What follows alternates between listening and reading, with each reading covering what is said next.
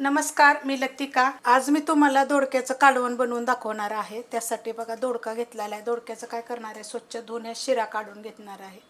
ह्या शिऱ्याचं पण मी चटणी वगैरे सगळ्या रेसिपी अपलोड केलेल्या आहेत। छोटे छोटे तुकडे करून घेणार आहे। त्यासाठी आपल्याला काय काय साहित्य पाहिजे बघा। एक कांदा घेतलेला आहे मीडियम आकाराचे, छोटे तुकडे करून घेतले। थोडीशी कोथिंबीर घेतलेली आहे, एक गड्डी लसूण घेतलेलं आहे, थोडंसं सुक्कं खोबरं घेतलेलं आहे। अर्ध्या वाटीच्या अर्ध्या भागापेक्षा कमी घेतलेलं आहे। जेवढं म्हणजे कमी घाल तेवढं चालेल, थोडंसंच घ्या। आणि अर्धा इंच आलं थोडं पातळ तुकडे करून घेतलेले। एवढं वाटण मी बिना पाण्याचंच मिक्सरला बारीक करून घेणार आहे।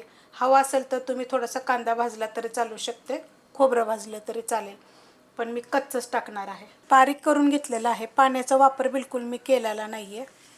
दोडका बघा अशा पद्धतीत कापून घेतलेला आहे। अशा पद्धतीत 4 फोडी करून घेतल्या तर चालतील। अख्खा असं असतं ना, वांग्याच्या कशा आपण भरतो तसं जरी केलं तर चालेल। सगळ्या रेसिपी अपलोड केलेल्या आहेत, पण ही एकदा वेगळं थोडंसं करून दाखवते। कढई गरम करत ठेवली, त्यामध्ये तेल काढून घेऊया। तेल काढायचे आपल्याला अर्धी पळी, तुमच्या आवडीप्रमाणे थोडंसं कमी जास्त केलं तर चालेल। आणि गरम होऊन देऊया। तेल गरम झालेलं आहे। छोटा 1 चमचा टाकायची मोहरी चांगली फुटून देऊया। छोटा 1 चमचा टाकायचं जिरं, थोडासा टाकायचा कढीपत्ता, त्यात टाकायचे थोडीशी एकदम हिंग पावडर आणि एक मिडियम आकाराचा कांदा। एक छोटा आकाराचा कांदा आपण वाटणामध्ये टाकलेला आहे आणि एक असा बारीक केलेला आहे। आता हे भाजून घेऊया चांगलं।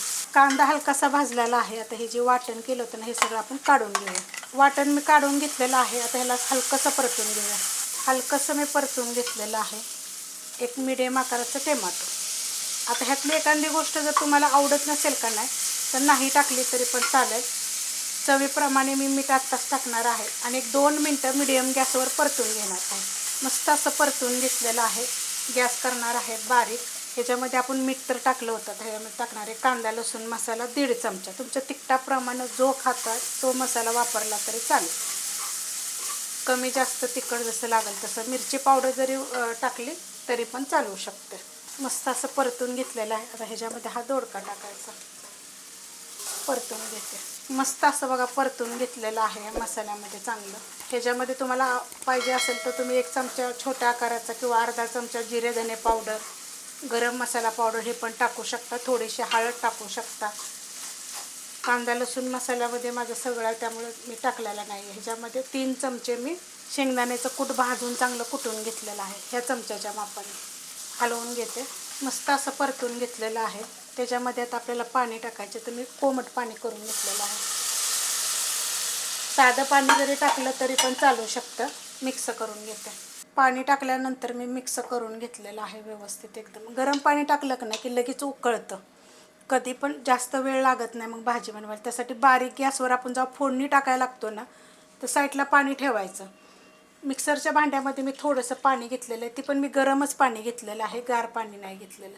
साधं पाणी जरी टाकलं तरी पण चालतं, तसं काही नाही आहे। आणि गॅस मी जेव्हा बारीक केला तर तेव्हापासून बारीकच आहे। तर ह्यातली एक गोष्ट तुम्हाला सांगते, घाई असेल तर मिडियम गॅसवर जरी शिजवलं तरी चालेल। आणि जर टाईम असेल तर कधी पण बारीक गॅसवर करायचं, झाकण ठेवायचं असं तिरकं आणि शिजून द्यायचं। बारीक गॅसवर बघा मी झाकून ठेवलं होतं, हलकंसं जागा रिकामी होती त्याची। मस्त असं झालेलं आहे बघा। अशा पद्धतीने एकदम छान शिजलं गेलेलं आहे। ह्याच्यावर वरून थोडीशी कोथिंबीर टाकायची आणि एकदम झटपट दाखवलेलं आहे। सोप्या पद्धतीत पण मी तुम्हाला दाखवलेलं आहे। खूप रेसिपी अपलोड केल्यात, पण असं पण पद्धतीने एकदा करून बघा। रेसिपी आवडली तर लाईक करा, सबस्क्राईब करा, कमेंट करा आणि शेअर बी करा।